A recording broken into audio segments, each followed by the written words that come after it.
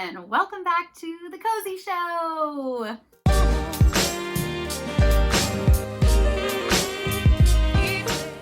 This is my new cup. It has your name on it. Okay, welcome back to the channel. Thank you all so much for being here for part 2 of my absolutely bananas breast surgery story.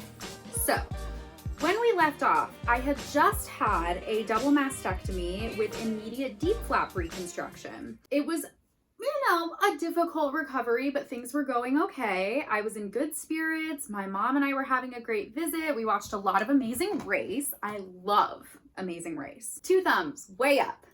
So surgery was on June 11th. I came home on June 16th. And the first couple of days were pretty good. I was able to shower, which felt really good. My mom and I were watching a lot of TV. I was able to sit up in this chair. This is my favorite chair. I made some TikToks. I was staying busy. Things were going okay. And then disaster struck. I'm just kidding. Well, actually, I'm not kidding. It kind of was a disaster. Here begins the saga that I promised you. You have never heard a story like this in your entire life. And that's not just me trying to be like Chris Harrison, like the most dramatic episode of this YouTube channel ever. It's like, no, this is really bad. On the 18th, I emailed the doctor's office and told the physician's assistant, who is so sweet, and I completely understand our big miscommunication that week. So let me just preface this by saying, I have no intention of suing anybody, of making a bigger deal out of this than it is. I just wanted to be healthy. I wasn't trying to like make money off of Lenox Hill or something. It will never happen. Never. Hey, one of my drain sites is burning. So I had 4 drains. When you have major surgery, they'll put drains in which run a little line across wherever the incision might have been and any cavities that might be there collecting fluids or blood or any kind of discharge. And so I had 2 on the hips from the reconstruction and 2 at the breasts from the breast surgery. All the others were fine, but this right hip one was really stinging. She wrote back and she was like, hey, Claire, come into the office tomorrow if it's still hurting. And it's probably just that you have a suture, like a little stitch that's probably poking inward and scratching you. And that's what the stinging is. And the stinging really persisted overnight. So then the next day I went into the doctor's office to get the stitch fixed. But by the time we arrived, I was in so much excruciating pain. I didn't think that a little dime-sized hole, not even dime-sized, really smaller than that, could make the rest of my body hurt like that. I literally was leaning, I'll have to show you. I literally was leaning on a counter at the doctor's office, like barely holding it together. I couldn't sit down because it hurt. I couldn't stand up because it hurt. I couldn't walk because it hurt. I was barely breathing. It was so painful, like a burning I've never felt before. Like if you poked a jalapeno seed or juice into an open wound. And she says, oh yeah, that is very typical. It does look like an irritated suture. So let's just pull that drain out. It's been a couple of days. We'll leave the others in until your regular follow-up appointment, but let's just pull that one out. When drains are pulled out, it feels crazy. You can feel a little snake slithering through your body. It's very common when drains are pulled out for people to faint or lose their balance or throw up because the body is not used to things being pulled from between your organs. She pulled it out and immediately it feels better. I feel amazing. I'm like, oh my God, you were so right. It must have been that suture. It must have been that drain irritation. Oh, I'm so relieved. This was probably at like 3 or 4 in the afternoon on June 19th, I want to say. I went home here to this lovely abode and I laid down for a nap because going outside of the house after surgery is fucking exhausting. A couple hours goes by, I wake up, I am drenched in sweat and I am shaking uncontrollably. I have never done crack before, but I do know that it looks like that. I'm running a fever of almost 100 degrees. When I woke up the next morning, the convulsing was so violent that I could not stay still. I get back to the hospital, they take my vitals. My resting heart rate is sitting above 120, which is crazy. To be fair, I couldn't feel any of this because I was shaking so violently. They would be like, Claire, can you sit up? And I'd be like, I'll try, like a ghost or something. Marley was dead to begin with. They were like, look, here's the deal. This looks bad, but we do need to send you down to the ER. When we get to the ER, the physician's assistant leans down in my ear and she goes, this is how you get to go first in the ER. You whisper the magic word, sepsis. Okay. No one upstairs at the surgeon's office had told me that I was going into sepsis. I don't know if that is what she intended to reveal to me or if she was really trying to make a very dark joke. It was funny, but also concerning. So she pulls an ER doctor to the side and she's like, this patient, we believe, is having a post-surgical sepsis. And they were like, oh, well, that is concerning. Let's get her into a CAT scan. So they put me into the CT and they don't see anything. And they're like, all right, CT's clear. Let's take you to get some IV antibiotics. Across from my little curtain section of the ER was a nurse's station. And above the nurse's station was a sign that had the Pepsi logo on it that said sepsis. Now, whoever branded that thought they were being clever because Pepsi and sepsis share some of the same letters. Why is that on top of a Pepsi logo? Just tell them what sepsis is. Also, didn't these people go to fancy doctor medical school? They know what sepsis is. Sepsis, for those that don't know, is a condition where your body starts to attack itself, typically from an infection. Let me say this again. I am not a doctor. I just want to make that clear. If you couldn't tell by me having a very informal YouTube channel, I'm not a doctor. Up there. It's confirmed that I am septic. Oh my God, you know what just occurred to me? The septic system outside of somebody's house. Is that what that is named for? No, maybe. It's pretty gross if it is. And so I stay in the hospital another 4 or 5 days, and my mom extends her trip in New York City. I can feel that something is still going on down there, even after taking antibiotics. And there are days where I shake all day long. So painful. Oh, I was having trouble sleeping. I was making TikToks in the middle of the night. Here's one of those.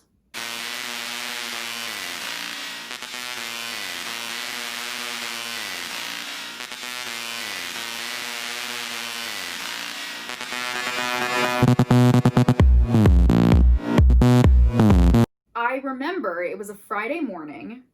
My surgeon was performing surgery at another hospital, and they told me that my surgeon couldn't come by on rounds to see me until later in the day. Lenox Hill is a teaching hospital, so he sent his residents to come see me. So they wake me up. They're like, hi, Miss Manship, good morning. And I'm like, it's 6 a.m. One that's like conducting my check-in, and the others are like taking notes behind him. He's like, okay, how are you feeling? And I was like, it's hard to know. You literally just woke me up. And he's like, okay, well, let's take a look at your breast incisions because that's what they were keeping an eye on. I said, you know, I actually came back here because of this issue with my hip, I think. Could you take a look? And he's like, no, we're just here to look at your breast. I was like, okay, well, I'm really concerned about it. And they were like, don't be, we'll see you later, bye. He also reprimanded me for using a bedpan. And then when I tried to explain that I literally couldn't walk because my abdomen was so rigid and I was shaking so violently that I couldn't make it to the bathroom without peeing all over the floor, he told me that I need to practice going to the bathroom normally. And I literally was like, I can't even get up without someone else's help, but okay. So these doctors leave, right? And I'm like, okay, I do need to pee. Let me get up. The bathroom is literally 5 feet from my bed and it takes me like 10 minutes just to like sit up and lean over. One of the key signs of sepsis is a rigid abdomen. It means that basically your muscle wall has started tensing itself because it's trying to protect the organs under it. At least from the way it's been explained to me, but like I'm not a doctor. So, you know, grain of salt. Anyway, because my drain sites were there, they had put gauze on top of them. They had like dressings. And when I pulled my underwear down, this dressing just fell open, the one on the right hip. And the reason it just fell open was because the tape, the medical tape that had been holding it in place, was completely soaked through with pus. This is the part of the story where I tell you that if you have a weak stomach, the rest of this story is not for you. I will not be showing any graphic photos or anything, but to effectively tell you what happened to me, you do need to know that there's going to be some description of what I went through, and it is deeply infectious. So if that is not for you, I love you so much. Subscribe to the channel and hop off now. The drain site that was a little bit smaller than the size of a dime was puffed out and filled and oozing down my leg with green. And when I say green, I mean Grinch green, the color of this chair, pus. It is so sticky. It is absolutely everywhere. And it's like when kids pull slime apart. This drain site, the infected one, has been oozing all night long. God damn it. If I didn't tell that doctor that I wanted them to look at my hip. Now again, Lenox Hill is a fantastic hospital. Those doctors got a very, very intense talking to. They all got in trouble. Do not worry about that. They call my surgeon, but my surgeon is in surgery. So the infectious disease doctor comes to see me and they take a look at my hip. They take a look at the gauze, which we've kept as specimen. They take it to the lab. They're like, ooh, yeah, that is likely staph. They tell me that I have MRSA. MRSA is methicillin-resistant Staphylococcus aureus. Staphylococcus is the long name for staph. Resistant to the penicillin family of medicine. There's only a couple other types of antibiotics that can treat it, and it learns those antibiotics over time. It learns how to recognize them so it can resist them and basically turn the antibiotics against you and give you drug reactions that mimic allergic reactions. And eventually, there is no way for you to take those antibiotics and then the MRSA starts to attack your organs. There are a few different kinds of MRSA patients. Most have it treated one time and it disappears. Some have it return within a month or two after the first time, and it needs to be treated with a different antibiotic, and then eventually your body lets it go. Third is the kind that I am, colonized, which means that I carry MRSA with me all the time. It can pop up anytime it wants. All it's looking for is the perfect opportunity for me to get another bug bite or a scrape or some kind of paper cut. And if the MRSA is feeling active that day, it can start up its little wonderland of rashes. Later that afternoon, my surgeon finally comes to see me. He's out of surgery. I explained to him everything that happened with the residents. He is furious. And when he shows up, I am shaking uncontrollably again because these antibiotics, MRSA takes a little while to get under control. And so I was on those antibiotics for at least a day before they started working. I looked horrible. It was absolutely wretched. He told me, and I will never forget this, he told me that it was really scary for him to see me like that. And he has amazing bedside manner. My surgeon is literally an angel, but that was the first time that I realized that I was in danger. The next day, it starts to get under control. They keep me another couple days to observe me, and then they send me home. My mom flew back to Florida the next day after I made it home from the hospital, and I continued to take another week's worth of antibiotics. I go back to my life. I start eating normally. I'm seeing my friends. I went to the Met with one of my best friends, Julie. We had a fantastic day. I was really grateful to be back to my life, and I was almost fully physically recovered, which was incredible. It was a Sunday night. I was visiting with some friends. My abs started to get a little hard again, and there was kind of a radiating pain down into like the left side of my groin and into the top of my left thigh. I thought it was because I made this TikTok. We don't belong together. This I know, you will ghost and I don't want to see you. Don't dance when you're recovering from surgery because you will pull your groin. I was with friends on Sunday night, and I remember telling one of them that I was very uncomfortable sitting up. And he was like, well, it's probably just surgery stuff. It's normal. I was like, yeah, you're probably right. The next morning, I woke up in a hot sweat. So I go to the ER. They gave me another CAT scan. And while we were waiting for the CAT scan results to come back, I started to have a panic attack, a major OCD panic attack. I felt like I was completely out of control of my thoughts. I was having trouble breathing. And so then my surgeon came to see me. He was leaning over my hospital bed like this, talking to me. And I could tell that something was happening.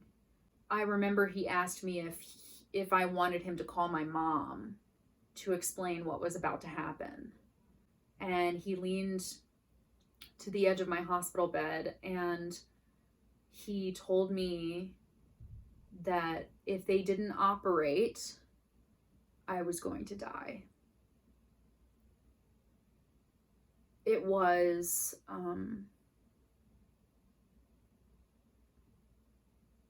heartbreaking.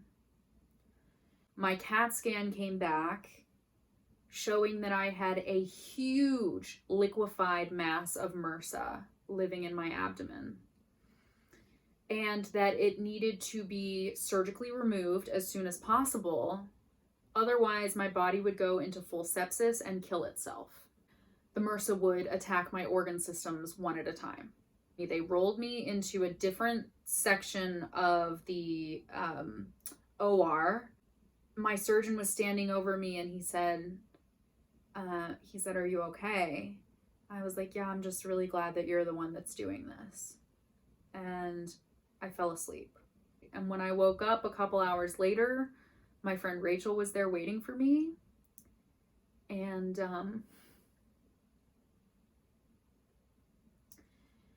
surgeon came to see me and told me that it was a success and that they had taken out of me, there was apparently when they opened me up, there was a lot more MRSA than they thought there would be. They thought that it was one collected abscess that they saw in the CAT scan. But when they opened me up, it was actually just free-flowing liquefied MRSA all throughout my abdomen. And he told me that they removed about an entire bottle of contact solutions worth, because there happened to be a bottle of contact solution on the table next to me. And he was like, yeah, about that much. I remember the next day being very weak, and weirdly, they were renovating the room next to mine, and so the room smelled like wood fire, which at first was comforting, but then I started to have this really nauseous feeling. So I explained this phenomenon of smell to my surgeon, and he was like, that's really weird. It's probably just a post-surgical, like a phantom thing, and it'll probably resolve itself. I was supposed to leave the hospital within like 24 to 48 hours. And they had taken my blood every day I was there. Now, blood cannot ever change type. I am A positive. A positive. Every morning, phlebotomy was coming to my room to take more blood because they have to take a vial for your vitals and they have to take a vial to make sure that they blood type you. But it can never change. I'm so confused by that. They're tapping me out. I mean, I look like I've been doing heroin. It's like so many holes. They were taking it from the back of my thumb at one point because I was tapped out on both arms. I had crazy track marks. I mean, so much bruising. It was unbelievable. They came back to me and they told me that my creatinine levels were unusually high. They told me that my kidneys were shutting down and that I had lost pretty much all kidney function. They could not figure out how I was peeing effectively. And that until my creatinine levels were lowered on their own from just waiting for them to resolve, they could not send me home. And because I had just been treated for MRSA, I had to be put into a no-contact quarantine. It turned out the MRSA had started recognizing and becoming resistant to the antibiotics that I was taking, called vancomycin. So Vanco gave me kidney failure. Then they go to Clinda. Clindamycin works. But until my kidney numbers are normal, they cannot send me home. So then I proceed to spend the next 9 days alone in quarantine. A no contact order is really confusing because you are allowed to walk around as long as you don't touch anything, because they don't want me to spread my MRSA to the rest of the hospital. So if I wanted to take a little walk, they would have me scrub out of my room and not touch the walls or any hand railings, and I couldn't touch any people. The nurses, except for phlebotomy, had to stop touching my skin. So the only nurse that could visit me effectively was the holistic nurse, and she would perform Reiki on me without touching me. At one point, I was very depressed, and they sent a comfort animal to come see me. They ordered a puppy to my room, but I had to look at the puppy from my bed to the door because I had a no contact order and they didn't want me to give the MRSA to the dog. I will never have to share a hospital room with anyone ever again. I can't believe that that's a positive. That's not a positive. That's really sad. When your kidneys shut down, they hurt everywhere and nowhere. And I can't really explain it better than that. My kidneys really fucking hurt. And it was really difficult. I was taking long walks at night by myself because that was the only time I was guaranteed not to run into anybody and give them MRSA. I'm on a late night walk through the hospital. Late night being 10:13 p.m. and everybody's still up, but it's way past my bedtime. And finally, my drugs are working. So now I can walk around in supposedly the middle of the night. What are you doing here? So progress, not perfection. And I started to, in a weird kind of like Stockholm-y syndrome way, fall in love with Lenox Hill. I would take these walks down certain hallways just to like look out on the city below. My friends would scrub in to come see me. A couple of friends came and kind of risked their lives to come sit with me. I would watch The Bachelorette with the nurses. They would come and sit with me while I watched The Bachelorette. That was really fun. And it was weird, honestly, like today, I was like really nervous. And I know like it makes no sense. And yeah, I spent all my time alone, and I would wait all day long for my surgeon to come see me. He really was the only person that could comfort me. There were entire days where I didn't see anybody until he would come to see me at the end of his workday. Just having to wait to see if my body could save itself from itself was really hard. I had to accept death a number of times in this experience, but never more than in quarantine. It was weirdly empowering and weirdly comforting to have someone tell me that I was right all along.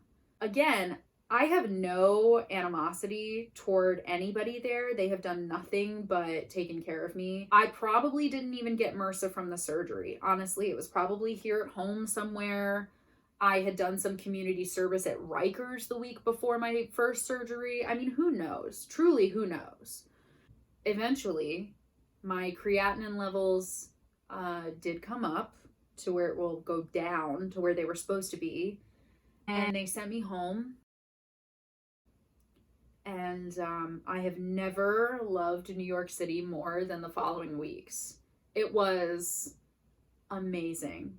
To have my life back was incredible. Explaining to people that I had almost died felt very surreal. It felt like I was seeking attention in some way. A lot of people didn't understand what I had been through. A lot of people didn't give a fuck, which was really hard. I had to cut friendships from people who didn't come see me, forgot I was having surgery, had no compassion for my situation. And typically I wouldn't be that ruthless or savage, but when you have been told that you are going to die, a lot comes into perspective. And I want people in my life who give a fuck. You know what I mean? Like, I just want them to care when I'm dying. It's really a low bar that I'm looking to have met. In June, during the shutdown, the first time I went out to see people, I went to a friend's birthday picnic and I got a bug bite. This is June 2020. It starts to pus up and a rash starts forming.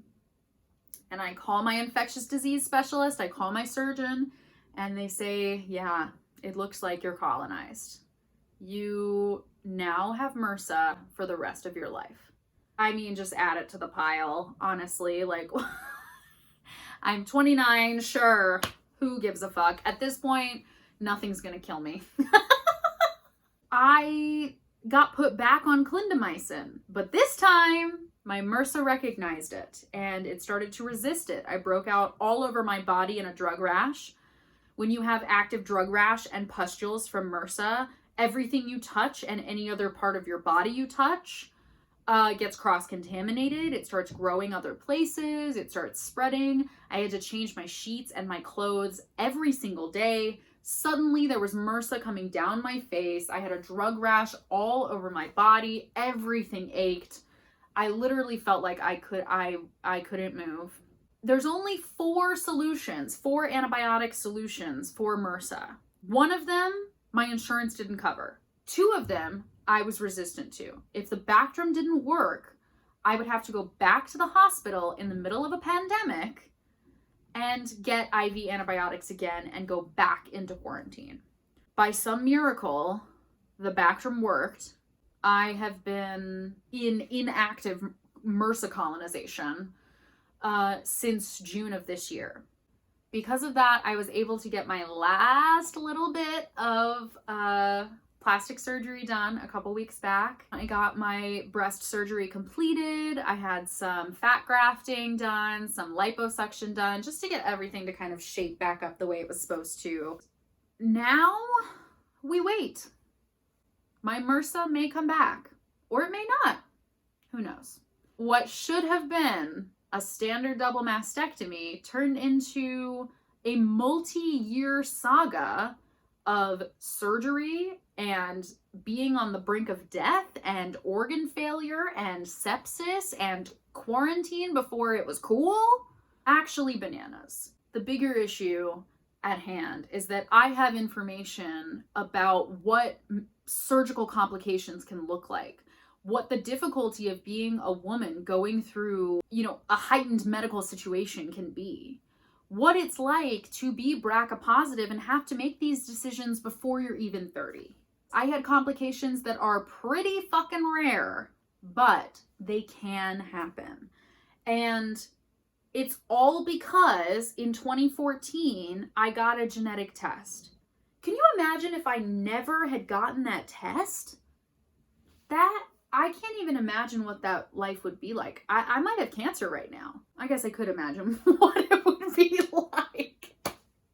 But that is the story. That is the whole thing. And yeah, I'm sure you weren't expecting it to go like that. I'm really grateful to be alive. I'm really grateful to my friends, to my family, for my health, for my mental health. I have a lot to be grateful for, and I will literally never forget any part of this experience for as long as I live. And hopefully that is a very long time. Thanks again for coming to the channel. Please subscribe, like, comment, tell me about your health journey, tell me about your questions, your concerns. Whatever you have, I respond to every comment. I am so, so grateful that you all made it to the end of this video and the end of this actually bananas story. There are more vlogs and episodes coming up next week. There's going to be great stuff on the horizon, so please stick around, check it out, catch up if you've missed anything on the channel so far, and I will see you soon. Be well.